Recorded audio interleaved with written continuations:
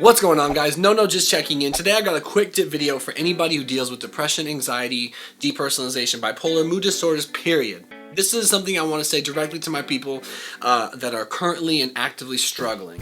My name is Noah, like I said, and I have a big history of anxiety, depression, and mood disorders. My story's in the description. It edifies me if you care to read it, but I just hope that you can know going into this quick little piece that I know dark places, extremely dark places, and I'm still here. And I'm still fighting, and it's really important to me to reach out to anyone that's struggling and just find understanding, community, and acceptance, and just know you're not alone. And I've learned some things, and I love learning from you, and I hope you can trust me when I tell you what I'm about to tell you regarding your particular situation. There is a time and a place when you should not trust yourself. And I mean that very blankly.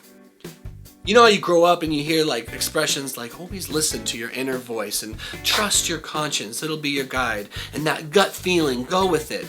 When you're depressed, anxious, depersonalized, that sort of mentality and advice is no longer entirely valid or useful to you, because depression and anxiety, they change the way you think and feel about yourself. And so it's really important to listen to your inner voice, but if your inner voice is telling you to jump off a fucking bridge, that's not the real you.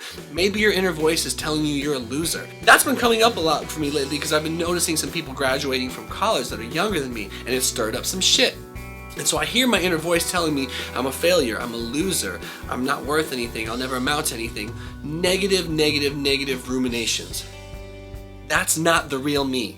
And I definitely know that I should not listen to those voices. When you're in the situation you're in, and if it's taking you to really dark places, you need to be able to differentiate, or at least be willing to understand that that could be your mood disorder talking. And you need to know when to ignore the fuck out of it. There's a time and place to trust yourself, but actively when you're clinically depressed, when you're severely anxious, that is not always the time and place. What I suggest you do is find someone you can bounce these unreasonable thoughts to. A very common thing that we go through is we feel hopeless. We feel like our situation's hopeless, healing might not be possible for us. That's definitely the one that's most universally not true, but also very commonly experienced by all people that deal with mood disorders. And that's why I think it's really important that you have people on your team that can call bullshit on you and challenge those negative thoughts, because they are not a true representation of the real you. That's just a manifestation of the condition from which you suffer. And just know, as crazy as you feel, a lot of us, maybe all of us, have felt that way at some point in time. But in spite of ourselves, we are still here and we are still fighting. So get support, find a professional to work on your team, find locals in your community, do support group sort of thing, and continue to listen to the voice that has hope in you. And if you've lost hope, find someone who can hold on to hope for you, because you have to know which is which. The whole you, the healthy you, it wants you to thrive, it wants you to do better, and it wants to believe in you.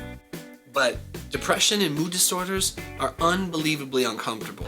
And that discomfort can really weigh on your psyche and your sense of self and your rationale.